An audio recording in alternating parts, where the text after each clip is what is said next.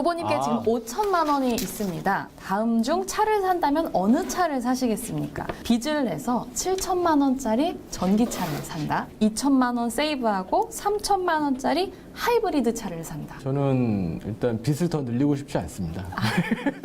이미 많이 있으신가요? 이미 빚이 많이 있고요.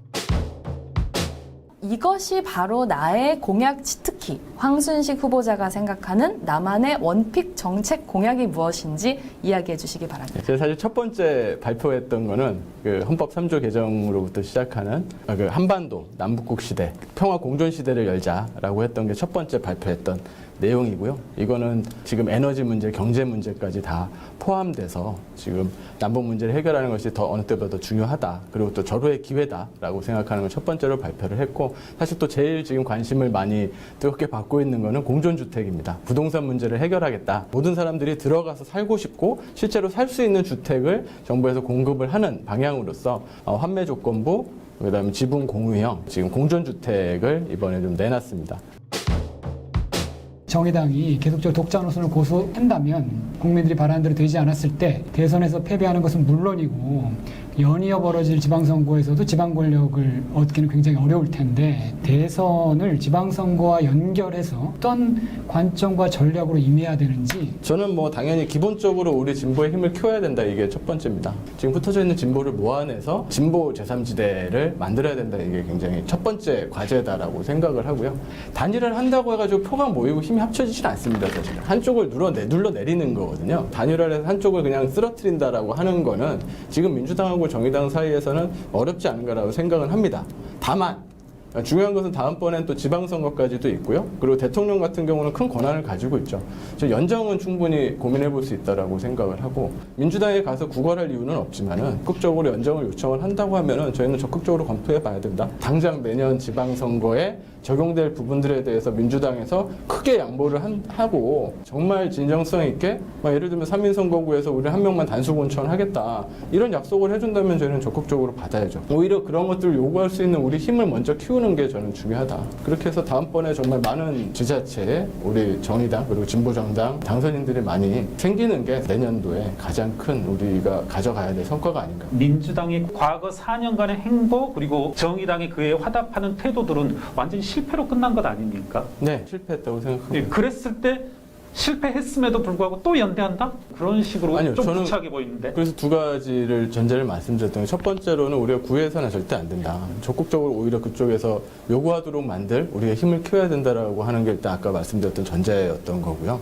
그리고 두 번째로는 그때는 정책적으로 뭐 몇 가지 뭐 선거연대라든가 뭐 공수처라든가 이런 거 말고는 사실 기억나는 게 별로 없습니다. 권력을 분명히 분점할 수 있는 형태로 들어가야지, 그전엔 정책 몇 개 가지고 했던 거기 때문에 그것과는 전혀 다른, 그러니까 서로 선의를 바라는 형태의 연대가 아니라 정확하게 계약관계에 의한 연정이어야 된다. 만약에 같이 한다면 이라고 하는 것들이 전제다. 또 어렵지 않게 지난번처럼 해서는 안 된다라고 하는 거는 저는 반면교사를 삼을 필요가 있다. 공약 중에서 눈에 띄는 게 남북국 시대더라고. 근데 이게 뭔 뜻이야? 공존하는 두 국가 체제를 얘기하는 건가? 그렇지. 한반도에 이제 두 나라가 있다라는 거를 공식적으로 인정을 하고 평화적인 관계를 맺어가자라고 하는 거고, 우리는 항상 통일 해왔지만은 통일이라고 하는 거는 세제의 통합을 요청할 수밖에 없거든. 그게 북한식이냐 남한식이냐, 우리는 당연히 남한식이어야 돼야 된다고 생각하지만은 북 입장에서는 그런 것들을 받아들이기 어려운 거고, 이제 우리는 서로의 이 다른 것들을 인정하자. 2000년 정도만 해도 당연히 통일해야 된다는 사람들이 우리나라에 훨씬 더 많았거든. 근데 지금 같은 경우는 이미 거의 60% 가까운 국민들이 이제는 굳이 통일을 안 해도 평화롭게 살면 된다라고 하는 게 이미 인식조사에 나와 있고, 일단 평화를 만들고 신뢰를 쌓아야지 그 다음에 또 통일로도 갈 수 있다. 이 부의 재분배를 통해 격차를 줄여야 합니다. 이렇게 말씀하셨는데 네. 그 수단들에 대해서는 좀 어떤? 다른 후보님들이 많이 내놓고 있는 공약이 결국 이제 그 중에 하나가 지금 일자리 보장제거든요. 그렇지만 저는 사실은 기본소득이 필요하다고 생각을 합니다. 근데 그게 그냥 지금 재정을 투입하는 기본소득이 아니라 비례적인 세금을 분명히 부여를 해서 많이 가진 사람들의 부를 밑으로 내릴 수 있는, 전체적으로 평등하게 맞출 수 있는 이런 것들이 필요하다고 생각하고요. 우리 후보님의 어떤 회심작이라고 할 수 있을 것 같은데, 공존주택 얼핏 드는 생각이 이거 자칫 투기를 부채질할 수도 있지 않나. 그것이 불가능한 조건 자체가 이제 환매를 하게 되는 공공에만 다시 판매를 하게 되어 있고요. 이 주택은 무주택자에게만 공급하는 주택이고 이 주택에 지금 살고 있는 사람들은 다주택을 더 사는 거에 대해서 제한을 당연히 걸어야 된다고 생각을 합니다. 이거를 통해서 또 다른 개투자를 하든가 이런 것들은 불가능하게 충분히 조치를 취할 수 있다. 그리고 그런 것들이 전제가 돼야 된다.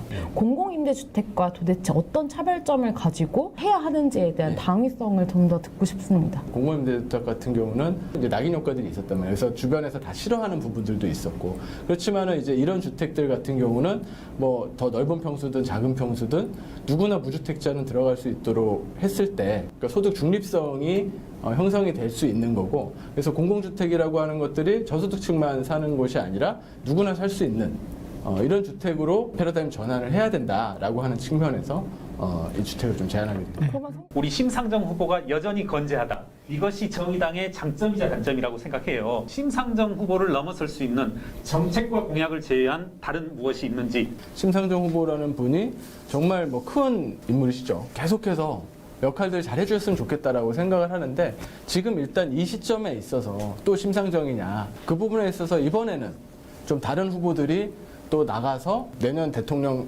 선거와 지방선거까지의 큰 판을 한번 출렁이는 경선판, 출렁이는 대선판을 그러니까 변화와 뭔가 이렇게 달라진다라고 하는 것과 뭔가 재미가 있어야 되지 않겠습니까? 그거를 만들어내는 데 있어서는 제가 제일 잘할 수 있다라고 생각을 하고요. 특히 이제 폭넓은 연대를 만들어 나가는 데 있어서도 제가 장점을 가지고 있다라고 생각합니다. 심 대표님은 좀 저를 잘 도와주시고 하시면 다음번에 또 다른 일들을 또 계속해서 하실 수 있지 않을까 저는 좀 그런 생각을 해봅니다.